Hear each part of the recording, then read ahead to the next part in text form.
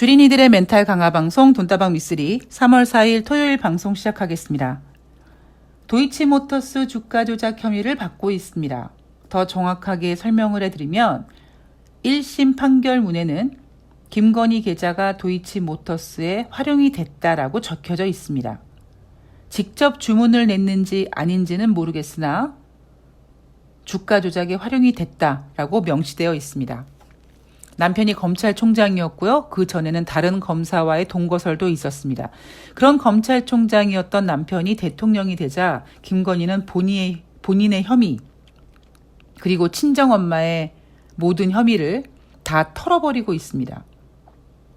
권력을 쥐었으니까 그래 그럴 수 있다라고 쳐도 가장 분노할 부분은 전혀 국민의 눈치를 보지 않고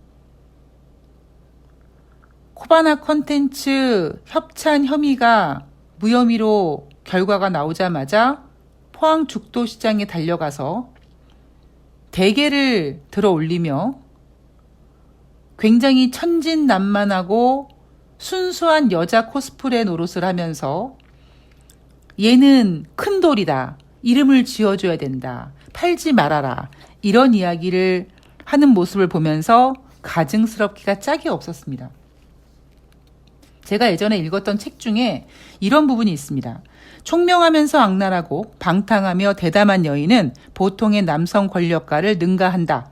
여자의 마음은 남자보다 섬세해 한 번 권력 전쟁에 뛰어들면 상상할 수 없을 정도로 다양하고 한치를 예측할 수 없는 복잡한 상황을 만든다.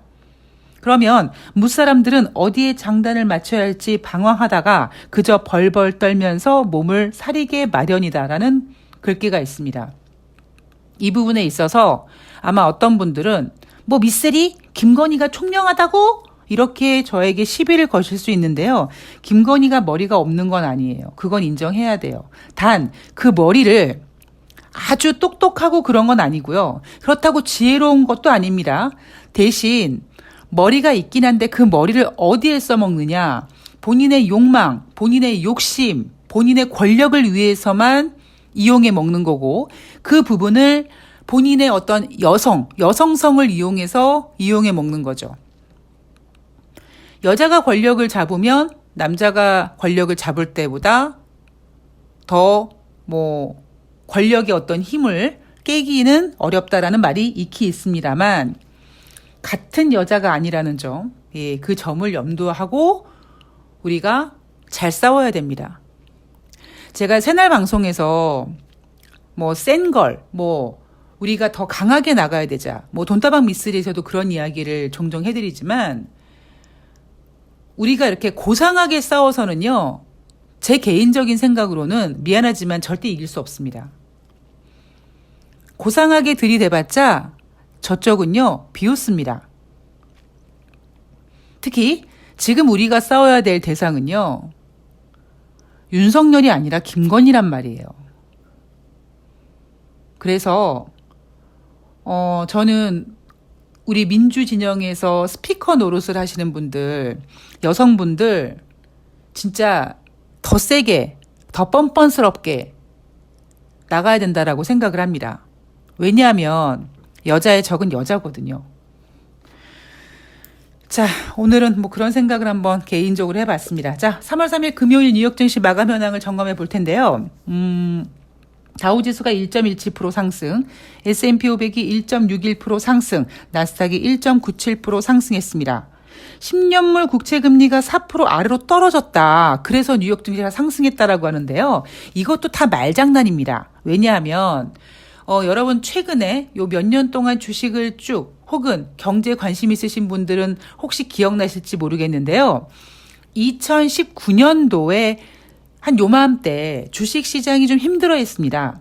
왜냐하면 연준이 2015년 한 번 금리 인상하고 2016년 한 번 금리 인상하고 그리고 2017년 3번 금리 인상하고 2018년 4번 금리 인상하는 과정에 물론 그때도 인플레이션을 잡기 위함이다라고 했죠.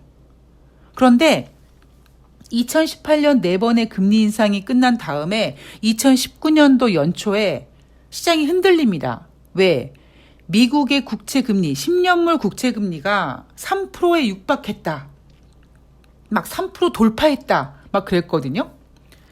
근데 지금 4% 떨어졌다라고 뉴욕 증시가 상승하고 있는 겁니다. 제가 다시 말씀드리지만 3월 10일까지는 우리는 아무것도 할 수가 없어요. 그냥 주식시장에 발 담근 주린이로서 그냥 바둑판에 바둑알로서 그냥 주어진 시간을 주어진 판을 보면서 하나씩 하나씩 우리가 이겨내는 건데요.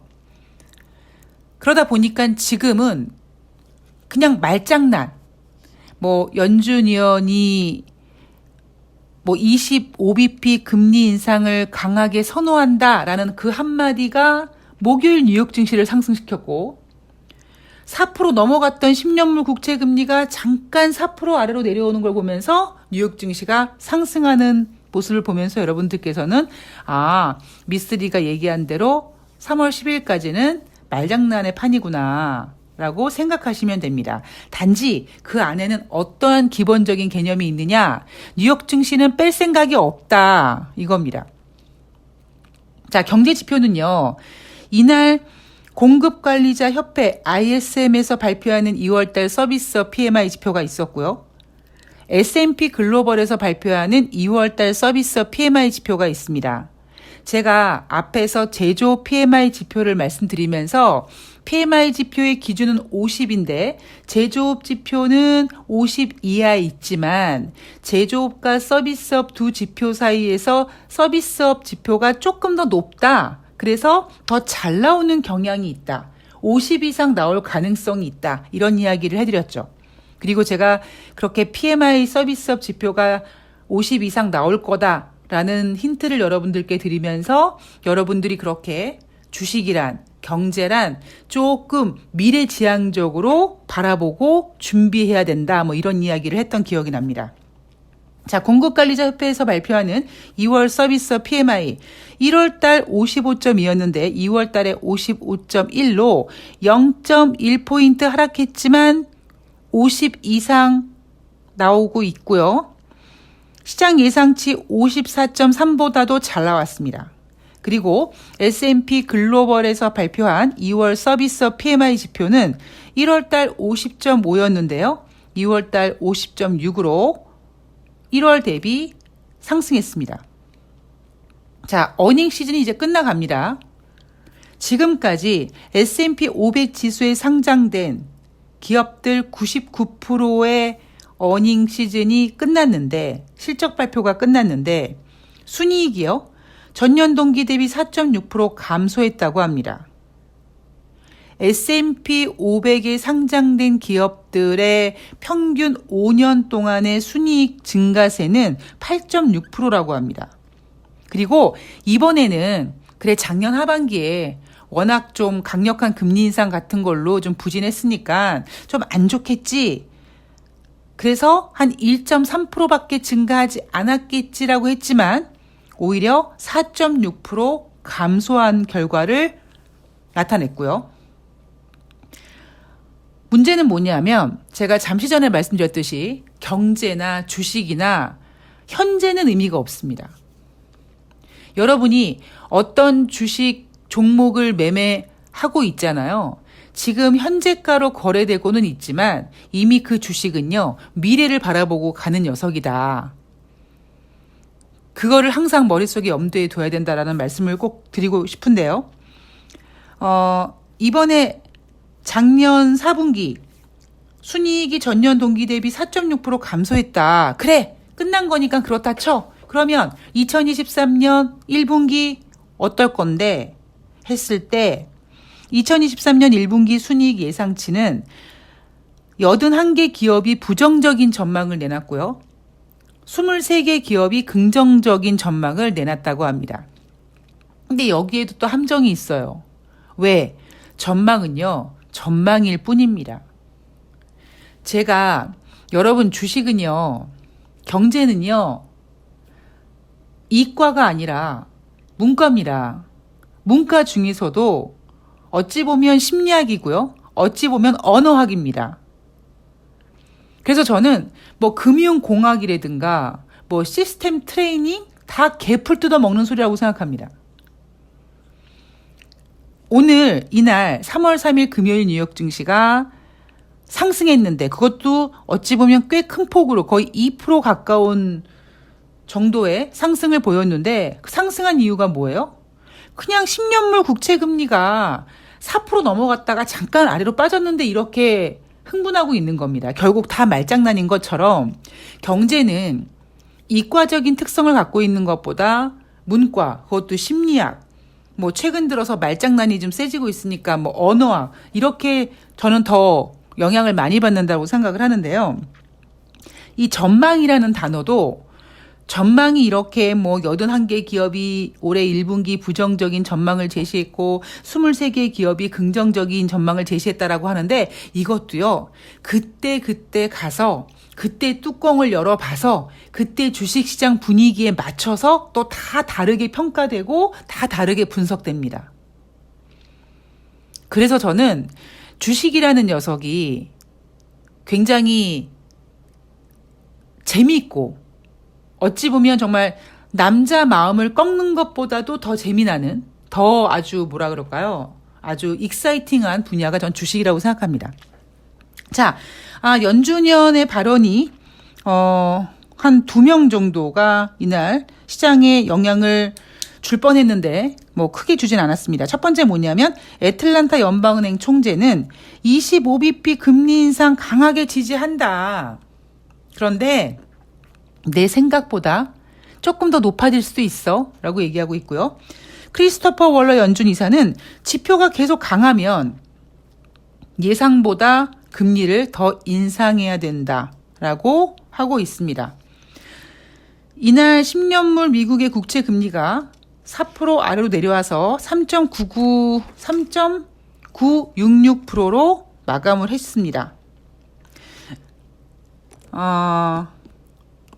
오늘이 이제 3월 4일이니까요. 3월의 첫 번째 주가 지나갑니다. 뭐 오늘부터 뭐 중국 양해가 시작이 되고 뭐 이런 이야기들이 많이 나오긴 하지만요. 지금 우리 증시나 뭐 뉴욕 증시나 아니면 전 글로벌 증시가 가장 지금 아주 신중하게 기다리고 있는 지표는 바로 3월 10일 날 발표하는 미국의 2월 달 고용 지표죠.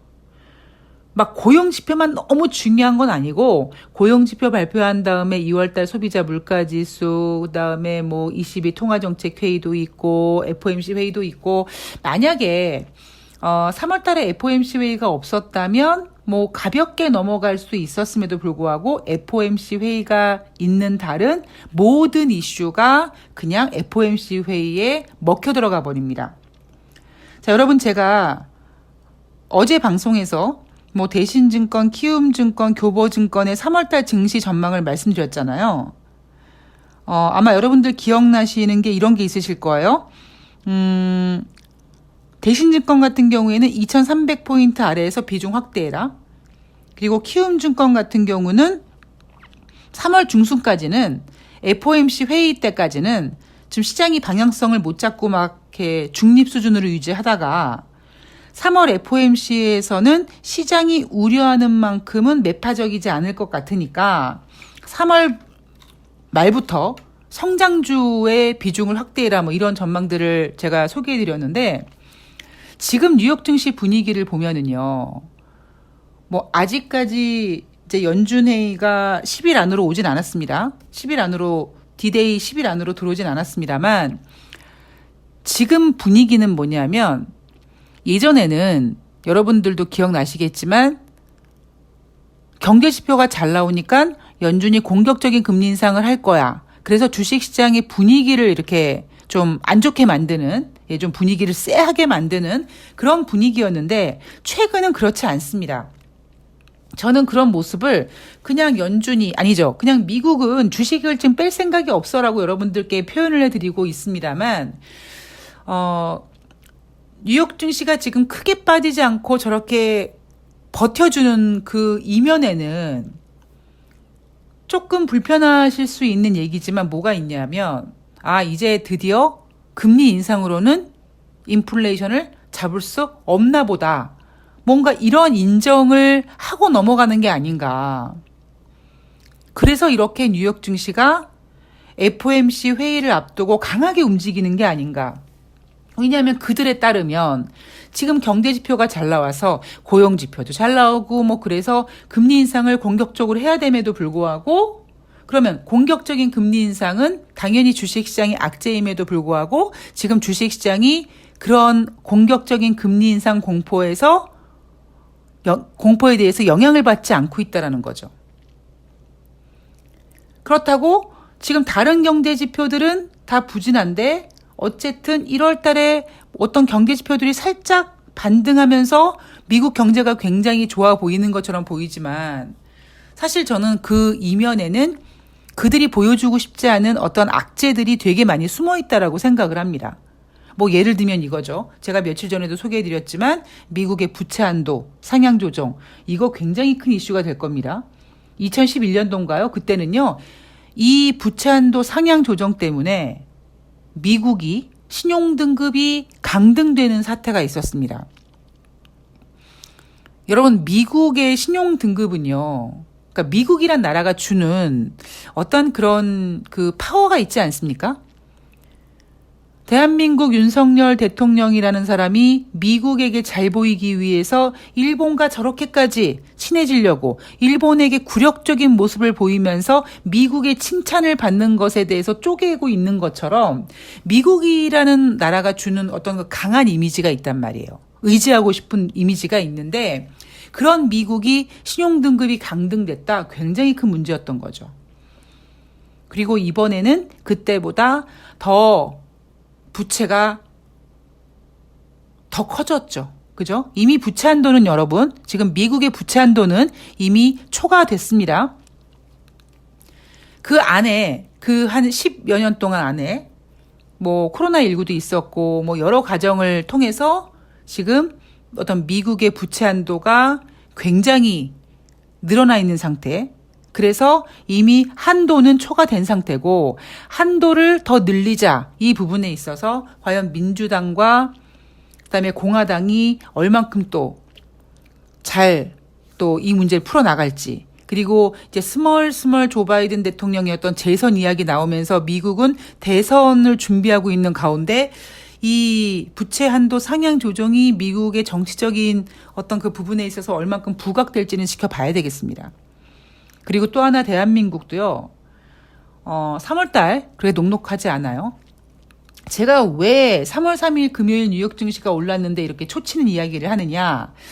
제가 지금까지 살면서 이제 반백년 정도 살아가는 그 입장에서 그리고 주식시장에서도 한 20년 넘는 시간을 이 주식과 함께 보내면서 가장 큰 교훈은 뭐냐면요.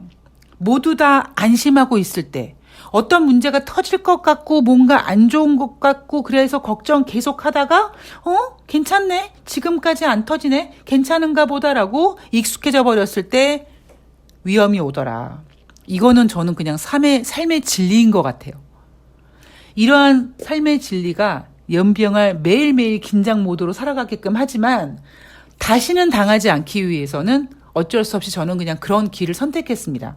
그러다 보니까 예를 들면 주식시장이 좋을 때는 좋은 것을 즐기기도 하지만 거기에 빠지는 게 아니라 이거 왜 이렇게 좋지? 뭐 다른 악재들이 있는 거 아니야? 이렇게 좋을 때 이익 실현을 해야겠다. 뭐 이런 생각들. 그리고 약간 그런 거를 보완하고자 주식시장이 안 좋을 때 올라갈 수 있는 녀석들을 또 분석해서 약간 뭐라 그럴까요? 양다리를 걸치는 거죠. 그래서 제가 요즘에 이제 이벤트 이야기를 많이 해드리는데 이벤트 추천할 때 뭐 제가 제약바이오 얘기해드리는데 뭐 모든 분들을 다 제약바이오를 추천한 건 아니란 말이에요.